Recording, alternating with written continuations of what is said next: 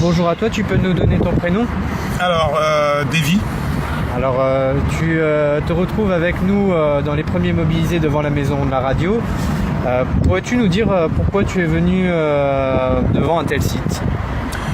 Alors, je suis venu surtout parce que j'ai compris une chose qui est fondamentale, c'est la question des médias, bien sûr.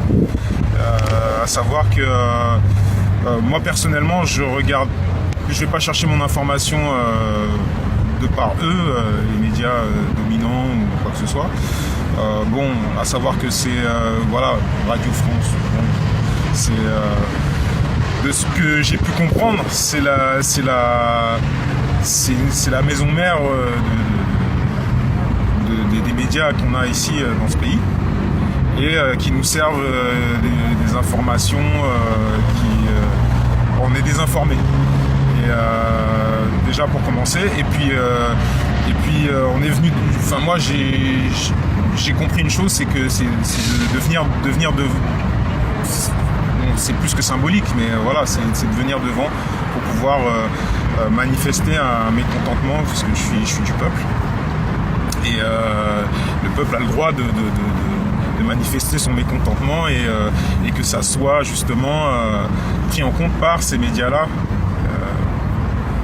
Pour ce que j'ai pu comprendre Alors tout à l'heure on a eu l'occasion de discuter un petit peu et puis notre discussion tournait sur le fait que les militants de mon genre ont un peu l'habitude de voir que c'est souvent la province qui monte plus que la banlieue.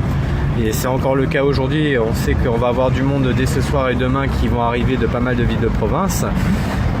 Toi tu disais vivre en banlieue, quel est ton regard justement sur le fait que la banlieue se bouge pas un peu son cul aussi pour quelque part secouer le système?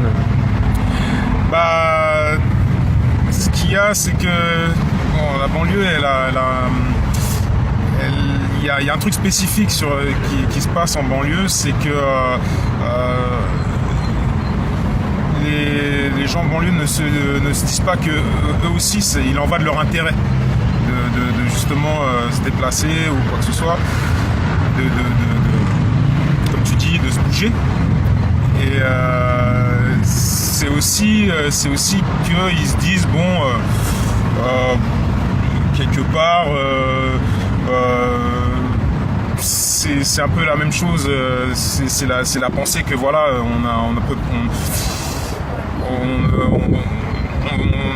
même si on est un nombre qui est vraiment on est un grand nombre dans la banlieue, et que mais malgré ça on se dit on ne voit pas trop l'intérêt, on se dit voilà que on est dans les citoyens de seconde zone, on reste un petit peu dans l'enfumage or que voilà, on devrait comprendre que voilà, c'est aussi nos intérêts, mais voilà, c'est dur à réveiller. C'est dur à réveiller, c'est ça aussi.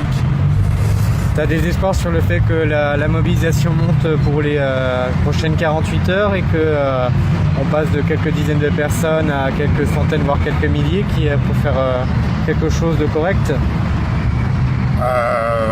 Des espoirs, en fait, je vis pas vraiment sur l'espoir, je vis sur l'action. Je me dis que voilà, au moins déjà ce qui se fait déjà là, c'est déjà énorme, c'est déjà beaucoup, et le fait d'y participer, ça contribue à le faire exister.